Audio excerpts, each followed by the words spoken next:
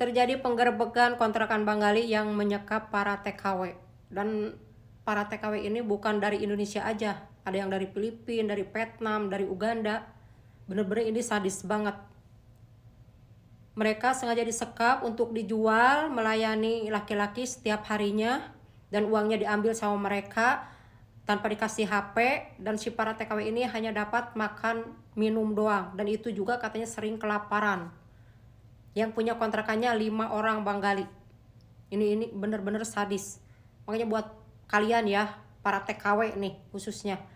Walaupun tidak semua TKW yang suka ngebangga-banggain Bengali nih, biar tahu rasa. Ini kasus penyekapan, kasus pembunuhan, pemerkosaan, penyiksaan itu udah banyak banget. Kenapa saya selalu ngingetin kalian? Selalu bikin PT ngingetin kalian, kita datang ke sini untuk kerja. Buat anak, buat masa depan, buat keluarga.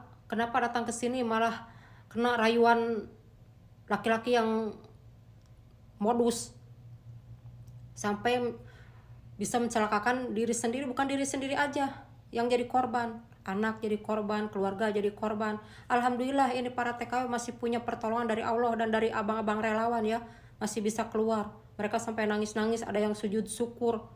Coba kalau gak ada yang nolong, gak ketahuan, kalian seumur hidup disekap, dijual. Makanya nggak sedikit sekarang para TKW dari Indonesia itu banyak yang hilang. Bukannya hilang, disekap kayak begini. Dijual, uangnya diambil sama mereka. Ini buat para TKW kadang-kadang ya, walaupun tidak semua TKW ya, suka ngebanggain Bengali Pakistan nih. Ingat, kita datang ke sini itu untuk kerja, cari uang, banyakin duit.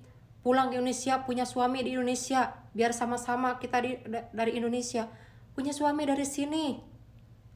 Kebanyakan kita pulang sendiri. Walaupun di sini udah jadi suami-suamian katanya. Mendingan kalau ngebengharkeun mah, bisa ngebengharkeun. Ngebengharkeun itu malah cilaka ku pamalah sorangan. Iya contohnya penyekapan, dijual teh geus loba. Udah banyak ya. Makanya kenapa saya selalu mengingatkan, bukannya saya iri. Kemarin kan ada yang komen katanya saya iri, makanya ngebahas terus masalah TKW dengan Bengali. Bukannya iri. Saya tiap hari ada aja kasus para TKW yang disiksa Bengali, ada yang dibuang, ada yang hamil sampai digorok lehernya. Itu banyak. Makanya buat kalian hati-hati. Ini modusnya modus baru ini, buat kalian hati-hati ya. Ini modusnya modus baru. Bengali ini 5 orang ini operasi di TikTok dan di FB. Jadi mereka begini, pura-pura macarin kita, macarin target ya. Nanti mereka ngasih uang, walaupun kita nggak minta, ngasih uang, ngasih pulsa, ngasih HP.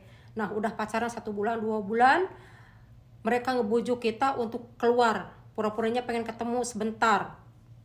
Nah karena kita udah meleleh, karena dianggapnya dia baik, dia royal, akhirnya kita mau diajak ketemuan walaupun sebentar.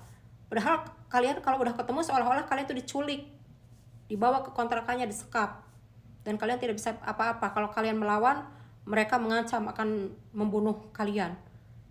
Makanya kalian hati-hati, ini modus baru ya, apalagi kenal di FB di TikTok itu. Niatkan kita kesini keluar negeri itu kerja, apalagi yang punya anak, punya suami, kasihan anak kalian, kasihan orang tua kalian. Kita datang dari kampung jauh-jauh itu mungkin karena kita itu banyak kekurangannya, punya cita-cita untuk masa depan anak, masa depan kita. Datang ke sini malah korban cinta Bengali, akhirnya diri sendiri yang celaka. Bukan diri sendiri aja, keluarga, anak jadi korban. Makanya ingat, di sini kita kerja, banyakin duit, pulang ke Indonesia, punya suami di Indonesia, sama-sama di Indonesia. Punya suami dari sini itu kalian tuh dapat apa? Dapat apa di kampung kalian? Kalian yang udah nikah ke orang Bengali, saya mau tanya, di Indonesia udah kebeli apa? Beli mobil, sawah, gedung, imah gede, gedong. Boro-boro, malah kalian yang dieret. Kemarin kan banyak sekarang para TKW ngebeli-beli laki-laki Bangladesh. Innalillahi wa inna ilaihi rajiun. Waktu kalian sia-sia, tenaga kalian sia-sia. Ingat anak, apalagi yang punya suami. Ingat suami yang punya orang tua, bahagiain orang tua, berkah dunia akhirat. Mendingan kalau kita hidup cuman sampai besok, gimana kalau kita sampai nenek-nenek? Siapa yang ngurus kita nanti di masa depan? Makanya kenapa saya selalu mengingatkan kalian. Kenapa? Karena kasihan.